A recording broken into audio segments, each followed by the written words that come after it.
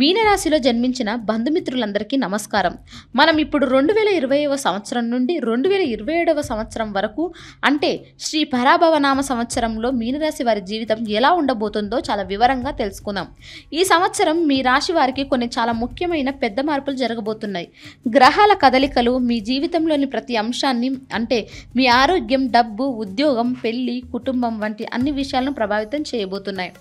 ముందుగా మా వీడియో మీకు నచ్చినట్లయితే లైక్ చేయండి, షేర్ చేయండి. మరింత భక్తి సమాచారం కోసం మా భక్తి సమాచారం ఛానల్ను సబ్స్క్రైబ్ చేసుకోండి.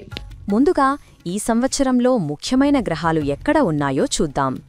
అన్నిటికన్నా ముఖ్యమైన విషయం ఏమిటంటే మీకు ప్రస్తుతం ఏలినాటి శని నడుస్తోంది. అందులో కూడా శనిదేవుడు ప్రస్తుతం మీ సొంత రాశిలోనే అంటే మీన రాశిలోనే కూర్చుని ఉన్నాడు. దీనిని జన్మశని అంటారు. ఇది ఏలినాటి శనిలో రెండవ చాలా కీలకమైన దశ. ఇది మీ జీవితంపై పెద్ద ప్రభావాన్ని చూపిస్తుంది. దీనితో పాటు ఛాయాగ్రహాలైన రాహువు మరియు కేతువుల స్థానాలు కూడా చాలా ముఖ్యమైనవి. రాహువు మీ రాశికి 12వ ఇంట అంటే కుంభరాశిలో ఉన్నాడు. ఈ 12వ ఇంటిని మనం సులభంగా ఖర్చుల స్థానం అని పిలుస్తాం. ఇక కేతువు మీ రాశికి 6వ ఇంట అంటే సింహరాశిలో ఉన్నాడు. ఈ 6వ ఇంటిని రోగ శత్రుస్థానం అంటారు. అంటే ఇది రోగాలను, శత్రువులను సూచిస్తోంది. ఈ రెండు పెద్ద గ్రహాలు ఇలా ఉండగా శుభగ్రహమైన గురువు యొక్క సంచారం ఈ సంవత్సరం మీకు చాలా ఆశనిస్తుంది. సంవత్సరం మొదట్లో అంటే జూన్ 2వ తారీఖు వరకు గురువు మీ 4వ ఇంట్లో ఉంటాడు.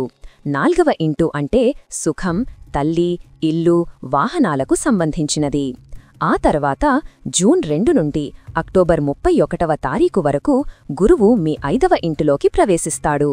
5వ ఇల్లు అనేది అదృష్టం, పిల్లలు, తెలివితేటలకు సంబంధించినది. ఇది చాలా మంచి మార్పు. కానీ ఆ తర్వాత అక్టోబర్ 31 నుండి గురువు 6వ ఇంట్లోకి వెళతాడు. అక్కడ ఇప్పటికే కేతువు ఉన్నాడు. ఇప్పుడు ఈ గ్రహాలన్నీ కలిసి మీ జీవితాన్ని ఈ సంవత్సరం ఎలా నడిపించబోతున్నాయో ఒక్కొక్కటిగా చూద్దాం. ఈ సంవత్సరం మీనరాశివారు అన్నిటికంటే ఎక్కువగా శ్రద్ధ పెట్టాల్సింది మీ ఆరోగ్యంపైనే. దీనికి ప్రధాన కారణం మీ సొంత రాశిలో ఉన్న జన్మశని. శనిదేవుడు మీ రాశిలోనే ఉండటం వలన మీరు శారీరకంగా చాలా నీరసంగా, అలసిపోయినట్లు ఫీలవుతారు. ఏ పని చెయ్యాలన్నా పెద్దగా ఉత్సాహం ఉండదు, బద్ధకం ఆవహిస్తుంది. మీలో తెలియని యొక్క మానసిక ఒత్తిడి పెరుగుతుంది. ఆత్మవిశ్వాసం అంటే మీమీద మీకే నమ్మకం కొంచెం తగ్గినట్లు అనిపిస్తుంది. జన్మశని ప్రభావం వల్ల ముఖ్యంగా పెద్ద వయసులో ఉన్నవారికి పాత ఆరోగ్య సమస్యలు మళ్లీ తిరగబెట్టే అవకాశం ఉంది.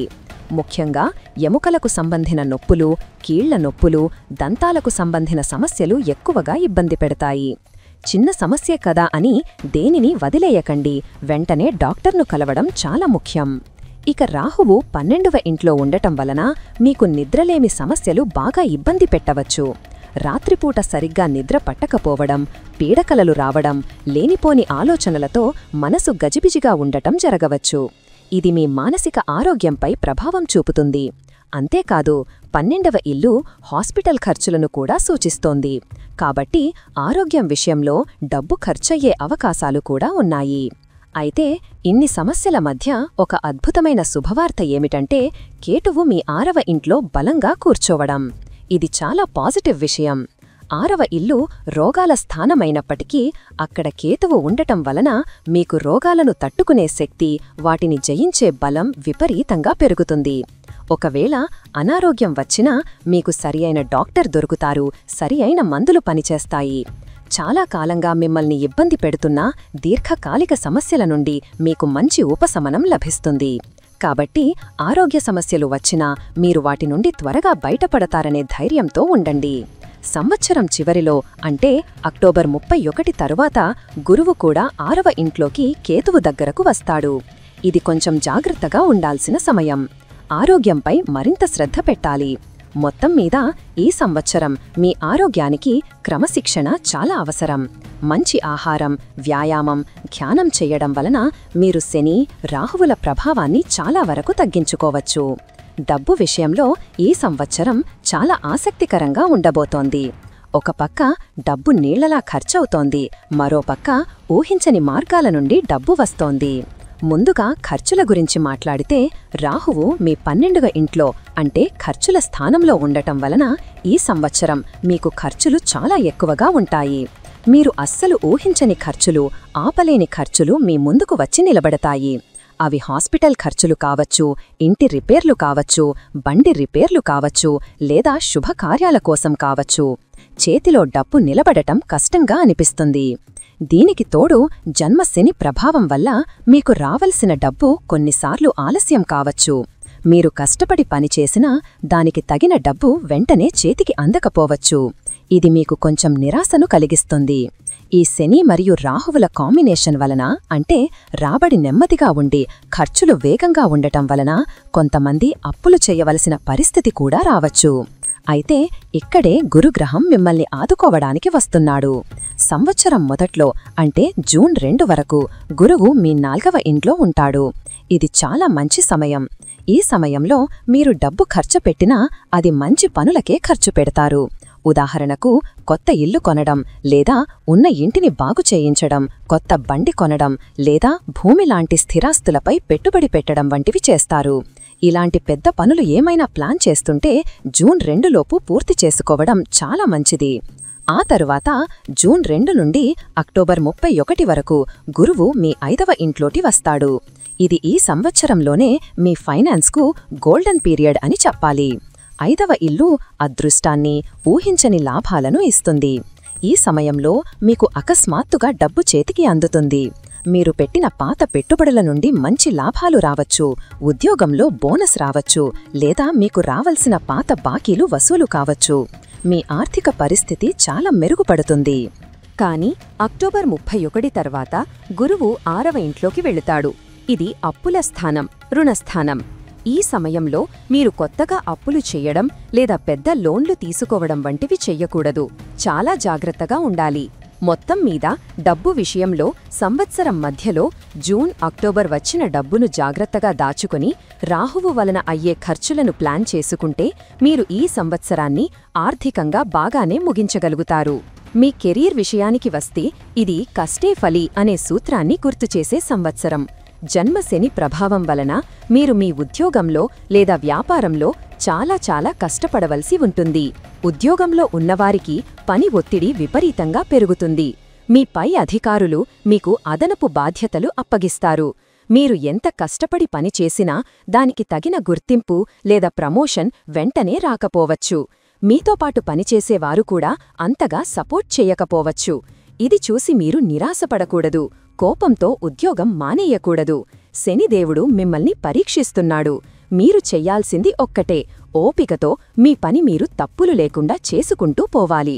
మీ కష్టానికి ఫలితం ఆలస్యంగా అయినా సరే ఖచ్చితంగా దక్కుతుంది. వ్యాపారం చేసేవారికి కూడా అభివృద్ధి కొంచెం నెమ్మదిగా ఉంటుంది. కొత్తగా పెద్ద పెట్టుబడులు పెట్టడం, వ్యాపారాన్ని విపరీతంగా విస్తరించడం వంటివి ఈ సంవత్సరం చెయ్యకపోవడమే మంచిది.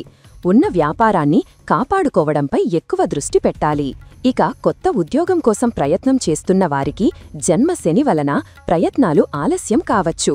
చాలా ఇంటర్వ్యూలకు వెళ్లినా చివరి నిమిషంలో ఆగిపోవడం జరగవచ్చు. అయితే మీకో శుభవార్త.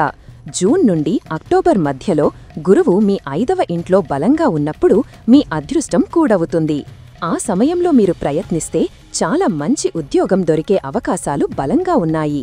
కాబట్టి మీ ప్రయత్నాలను ఆ నెలల్లో రెట్టింపు చెయ్యండి. అక్టోబర్ తరువాత మళ్లీ కొంచెం కష్టంగా మారుతుంది. కాబట్టి ఈ అవకాశాన్ని వదులుకోవద్దు. కెరీర్లో మరో 2 అద్భుతమైన పాజిటివ్ విషయాలు ఉన్నాయి. ఒకటి, కేతువు 6వ ఇంట్లో ఉండటం.